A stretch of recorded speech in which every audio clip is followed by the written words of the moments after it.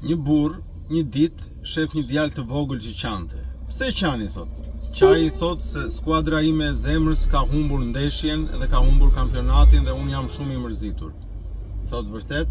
Domethënë ti, thot, i ke idhull ata? Po, thot, i kam idhull dhe prandaj po qaj. A e di ti, thot, se ata nuk duan t'ja din fare se ti ekziston edhe nuk duan t'ja din sa halle ke ti apo sa vuan ti në familje. Ata marrin lekët, luajnë ndeshjen, fitojnë, humbin, punë për ta.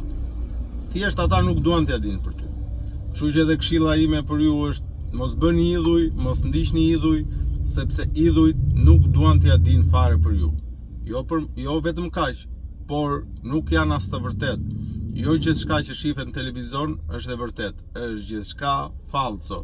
Bëhet thjesht për të vjel famën nga ju dhe ata të gjenerojnë sa më shumë të ardhura. Kështu që mos u bëni pjesë e kësaj industrie. Jetoj jetën, krijoj idhull vetëm veten tënde, askënd tjetër. Paçi.